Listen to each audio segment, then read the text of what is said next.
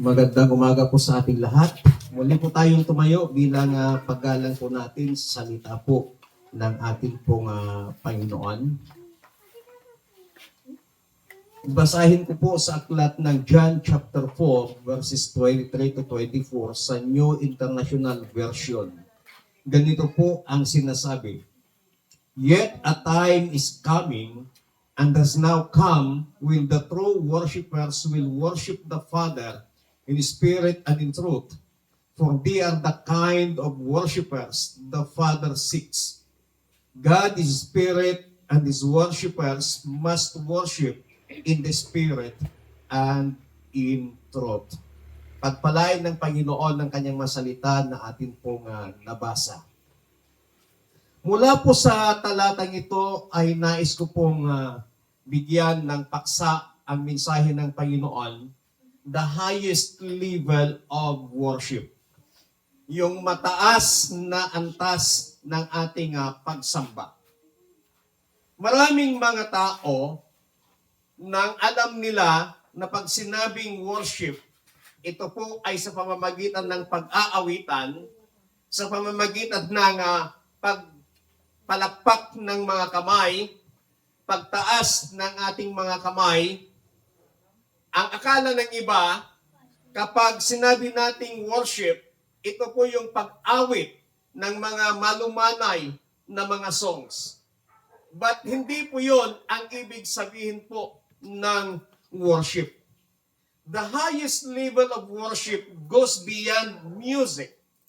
Higit pa doon sa tinatawag na musika, higit pa doon sa tinatawag na awitan, higit pa doon sa tinatawag na pagpalakpak ng mga kamay, at higit pa doon sa tinatawag na pagtaas ng ating mga kamay. But to worship is not just something we do.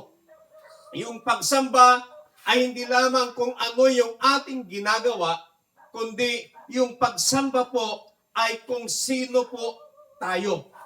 Kung papansinin po natin sa ating pong binasa, sa ating pong teksto, ang Panginoon ay naghahanap ng mga tunay na sumasamba sa Kanya.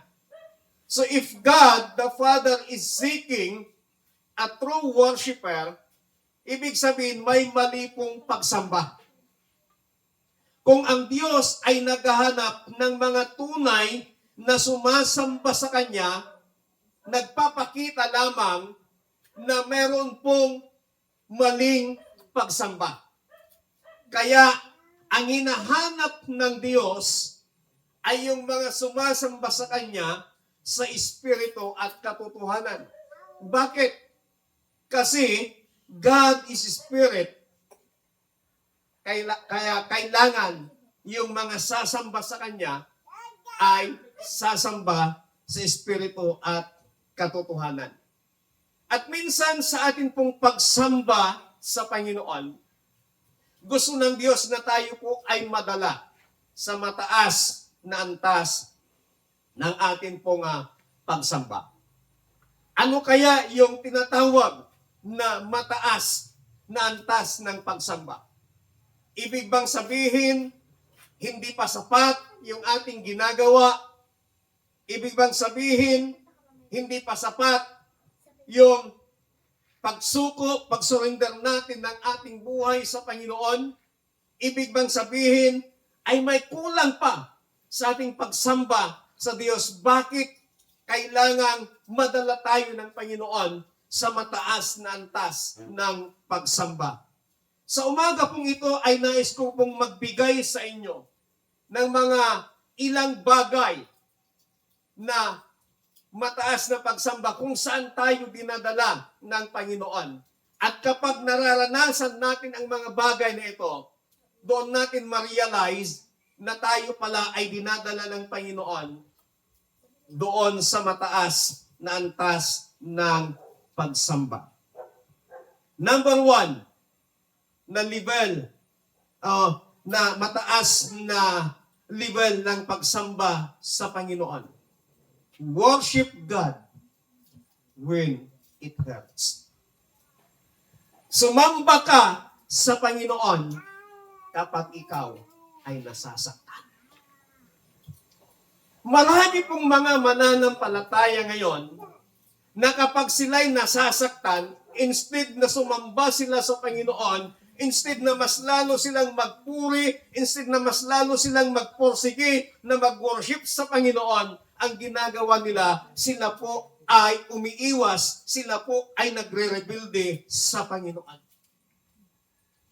Meron pong isang tao sa Biblia na kung saan ay hindi lamang basta-basta nasaktan, kundi pati ang kanyang physical na kalagayan, hindi lamang yung kanyang emosyon, hindi lamang yung kanyang damdamin, but even his physical nasaktan.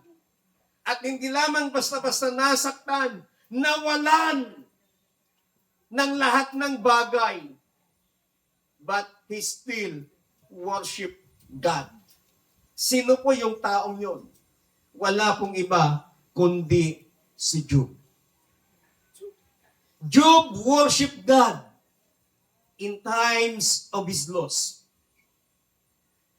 Sa panahon na nawalan si Job ng kayamanan, sa panahon na nawalan si Job ng anak, sa panahon na nawalan si Job ng asawa, sa panahon na si Job ay nagkaroon ng sakit mula ulo hanggang talampakan, kailanman ay hindi niya sinisi ang Panginoon, but he still worship God. Job worship God not only during the time of blessing, but even nung panahon na siya ay nasaktan, sinamba pa rin niya ang Panginoon. Isang araw, si Satanas ay humarap sa Diyos. Ang sabi ng Diyos kay Satanas, saan ka naroon? O saan ka nagpunta na naman, Satanas? Ang sabi ni Satanas, paroot parito. Naghanap. So hindi mapakali si Satanas. Ang sabi ng Panginoon, ang sabi ng Diyos kay Satanas, napansin mo bang anak kong si Job? Ipinagmalaki ng Diyos si Job kay Satanas. Ang sabi ni Satanas sa Diyos, kaya lamang sumasamba sa iyo yan kasi pinagpapala mo. Subukan mong tanggalin ang lahat ng kanyang pagpapala. Baka isumpa ka ng taong yan. Ang sabi ng Diyos kay Job, sige, gawin mo ang lahat kay Job. Huwag mo lang kukunin ang kanyang buhay. Sa madaling sabi, pinahintulutan ng Panginoon si Job ay si Satanas para pakialaman, galawin, guluhin yung buhay ni Job. Isang araw, habang si Job ay nagpapahinga sa kanyang tahanan, biglang dumating ang isa sa kanyang mga tauhan na pagod dahil mabilis ang takbo. Ang sinabi niya, Job, yung ating mga alagang hayop, namatay lahat. Hindi pa natatapos magulat yung isa, meron na namang dumating. Job, yung iba nating mga hayop sa ganitong lugar, namatay lahat. Hindi pa halos natatapos yung pangalawa, yung pangatlong tauhan niya, biglang dumating ang sabi niya, Job, habang masayang nagkakainan, nagkakaroon ng banding, kainan ang inyong mga anak, biglang kumidlat, natamaan silang lahat, namatay lahat ang iyong anak, ako lamang ang natira. Ano pong sabi ni Job? Tumayo si Job, winahak niya ang kanyang mga damit. At sinabi niya, ang Diyos ang nagbigay, ang Diyos ang kukuha. Purihin ang Panginoon. At that time, masakit na yung damdamin ni Job But he worshiped God. Lahat tayo naranasang masaktan ng damdamin. Lahat tayo naranasang masaktan ng ating mga emosyon. Minsan ang ginagawa natin, nagtatampo tayo sa Panginoon. Nasaktan tayo eh. Umiiwas tayo sa Panginoon. Ba't hindi ganon ang gusto ng Diyos? Kapag nasasaktan pala ang ating mga damdamin, kapag nasasaktan pala ang ating mga emosyon, God allows it na maranasan po natin para mas lalo nating sambahin ang Panginoon. Pinahintulutan pala ng Panginoon na maranasan mo na masaktan ang iyong damdamin, masaktan ang iyong emosyon kasi dinadala ka ng Panginoon doon sa highest level of worship. Ang pinakamatindi pa dito, nagkaroon ng sakit si Job mula ulo hanggang talampakan. At ang sabi ng mga iba, ang sakit na yon ay kitong, leprosy. Nakakahawa. Biruin mo yung mula ulo hanggang talampakan. Mabaho. Iniiwasan na yung dating respetado sa kanilang komunidad. Yung dating pinakamayaman sa kanilang komunidad. Yung taong kinikilala sa kanilang komunidad. Hito na ngayon, namatay, nawalan ng mga ari-arian, nawalan ng mga kayamanan, namatayan ng mga anak. At nagkaroon ng karamdaman mula ulo hanggang talampakan. At ang sabi ng kanyang asawa, Job, isumpa mo na ang Diyos mo. Kinalimutan ka na ng Diyos mo. Hindi totoo ang Diyos mo. Ang sabi ni Job, hindi mo nalalaman ang sinasabi mo. Hubot-hubad akong nanggaling sa sinapumpunan ng aking ina.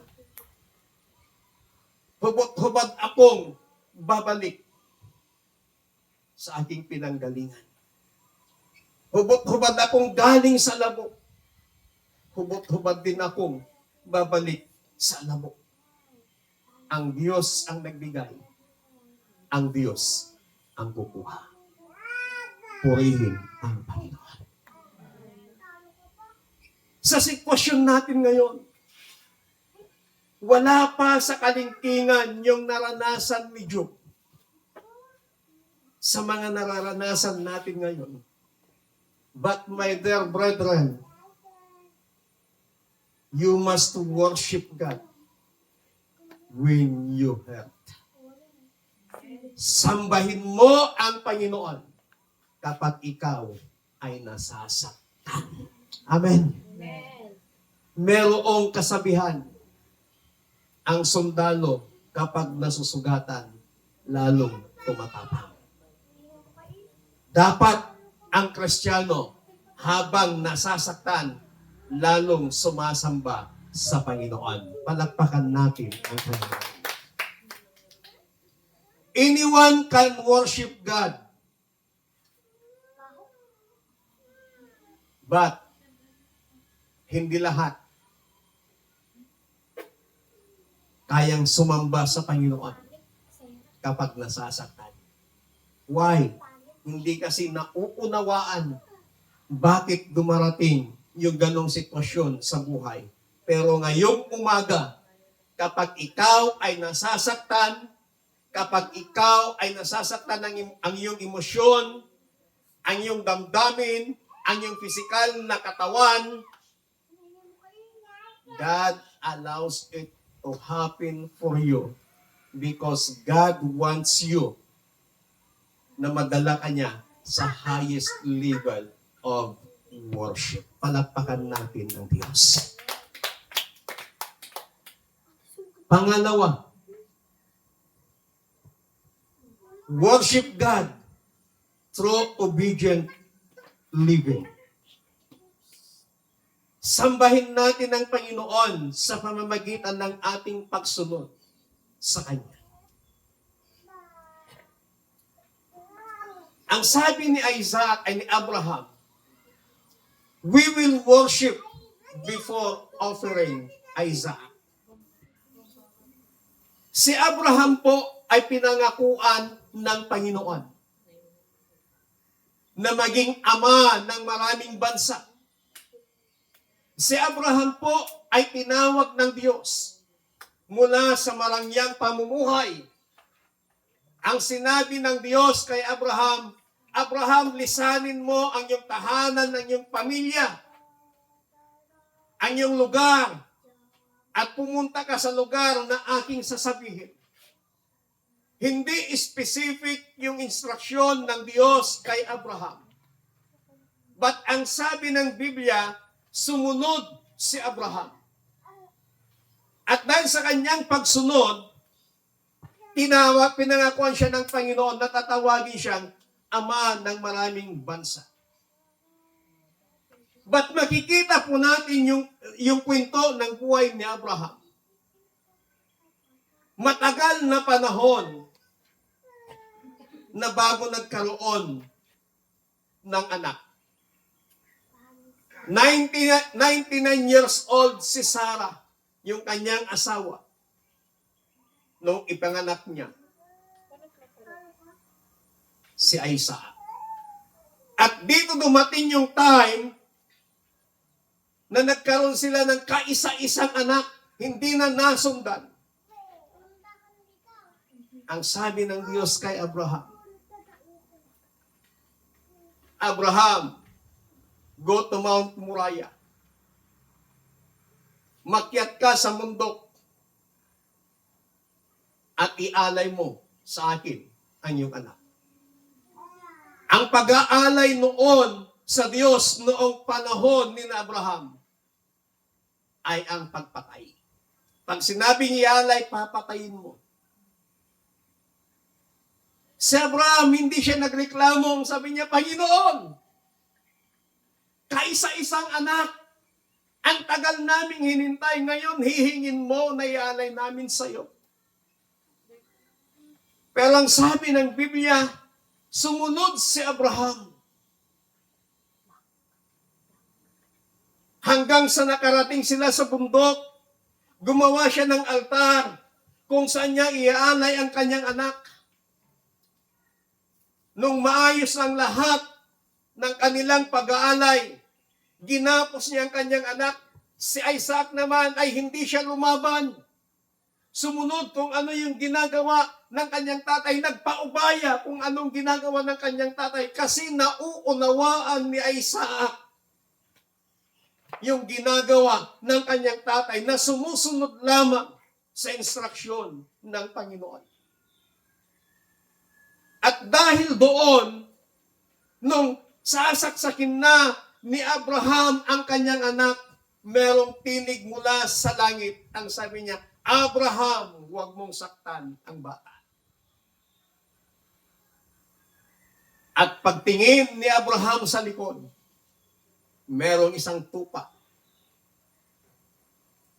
At yun yung kanyang inalay.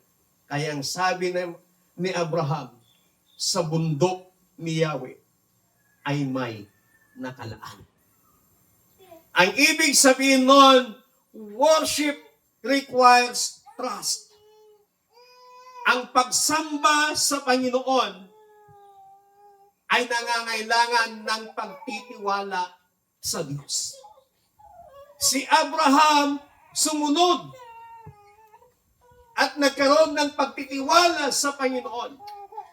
At doon sa bundok kung saan gagawin niya yung pag-aalay sa Panginoon, God will provide. Kapatid, sa umagang ito, na kahit walang-wala ka na, kahit nakakaranas ka ng crisis sa iyong buhay, financial crisis, material crisis, health crisis, kapag sumasamba ka sa Panginoon at nagtitiwala ka sa Diyos, He will provide all your needs. Amen. Nagawa niya na yan kay Abraham. Nagawa na yan ng Diyos sa mga taong nagtiwala sa Kanya. Lahat ng mga taong nagtiwala sa Panginoon sa Biblia, hindi binigo ng Panginoon. He will provide all their needs.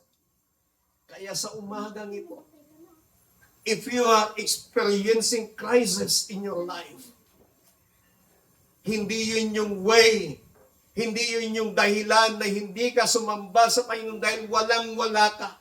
Yun yung way na mas lalo kang lumapit sa Panginoon, mas lalo kang sumamba sa Panginoon, mas lalo kang magtiwala sa Panginoon kasi alam mong wala ka ng pagkukuhanan, alam mong wala ka ng malalapitan maliban ang Diyos. At kapag ginawa mo yun at sumamba ka at sumampalataya at nagtiwala ka sa Panginoon, masasabi mo rin yung sinabi ni Abraham, sa bundok ni Yahweh ay may nakalaan. Masasabi mo rin na sa panahon ng crisis, merong Diyos na nagpo-provide. Mga kapatid, sa umagang ito, hindi lingid yung crisis, yung hirap na nararanasan natin ngayon. Tumaas ang mga bilihin. Halos doble presyo ang petrolyo, gasolina, krudo. But praise God, dahil ang mga anak ng Diyos na nagtitiwala sa Kanya, kailanman ay hindi niya pababayaan. Anong sabi ni David? When I was young, and now I am old, yet wala pa akong nakitang matuwid at matapat na anak ng Diyos na Kanyang pinabayaan. Kaya sa umagang ito, kapatid, magtiwala tayo sa Panginoon. Worship God costs something. Ang pagsamba natin sa Panginoon, it costs something. Merong halaga. Hindi man mabayaran, hindi man pira. Hindi natin binabayaran yung pagsamba natin sa Panginoon. But ano yung cost na yun? Ano yung halaga na yun? It costs time, it costs comfort, it costs reputation, it costs relationships. Kailangan dito yung time, yung oras na pagsamba natin sa Panginoon. Kailangan dito na we must get out from our comfort zone sa pagsamba natin sa Panginoon. Yung reputasyon na kahit pilit nilang winawasak, sinisirang reputasyon mo. Kasi even the Bible, even Jesus Christ, winasak, sinira ang kanyang reputasyon. Yung mga disciples, winasak at sinira ang kanilang mga reputasyon. But still, they worship God. At dahil sa kanilang pagsamba, nakita nila yung ginawa ng Panginoon. Merong isang pangyayari sa Biblia na nagkaroon ng salot ang bansang Israel. At para matigil yung salot na yon, kailangang magpatayo sila ng isang lugar na pag-aalayan nila sa Panginoon. At dahil doon, kailangan nilang makahanap ng lupa na pagtatayuan nila ng templo o ng place of worship para doon sila sasamba at mag-aalay sa Panginoon. Ang Ang sabi ni Arwana kay David, mahal na hari, meron akong porsyon ng lupa. Idudunit ko yung aking lupa para pagtayuan natin ng ating place of worship para matigil na ang salot na to. Ano pong sabi ni David? No! Hindi mo idudunit. Bibilhin natin yan. Ang sabi ni David, I will not offer to the Lord that which cost me nothing. Hindi ako pwedeng mag-alay, hindi ako pwedeng sumamba sa Panginoon na hindi ako nasasaktan. Ang ibig sabihin, si David willing niyang isakripisyo yung kanyang bulsa para sa Panginoon, para matigil yung salot na kanilang nararanasan. Ang ibig pong sabihin nun, the highest level of worship always costs. Yung mataas na antas ng pagsamba sa Panginoon ay napakahalaga at mayroong halaga. At ang halagang yun, hindi kayamanan, hindi pera, but your obedience to God. Yung pagsunod natin sa Panginoon.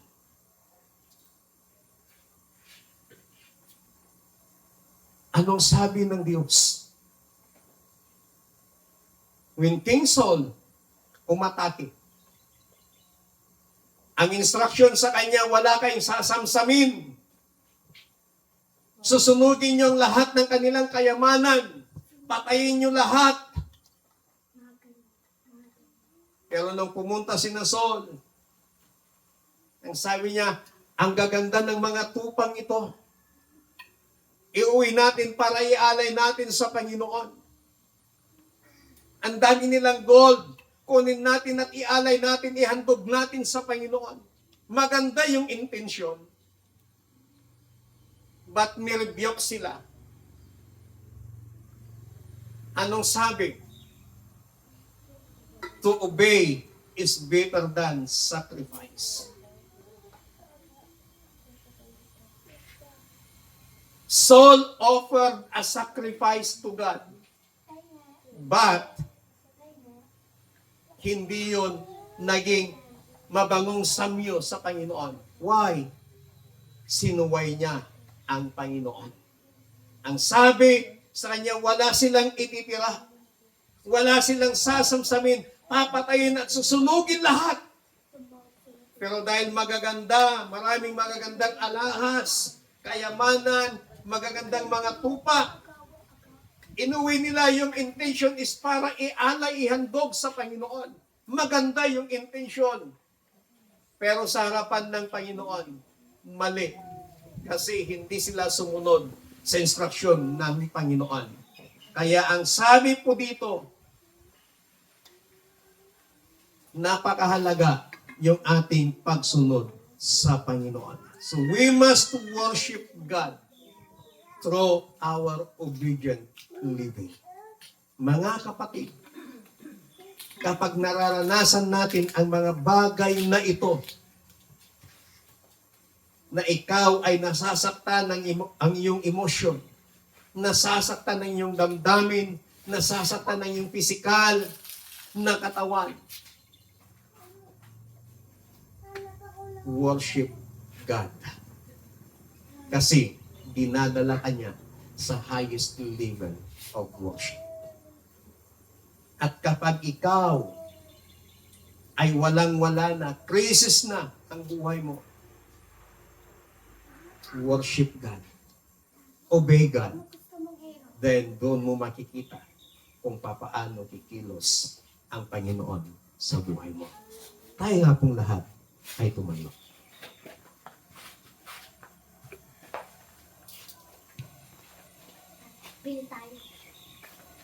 Awitin nga natin, pupurihin ka, O Diyos. At nawa ito yung panalangin, desire ng ating mga puso.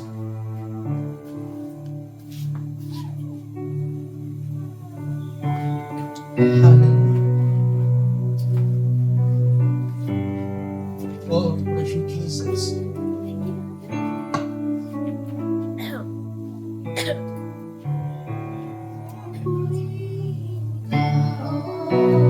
Yes, oh God. Hallelujah.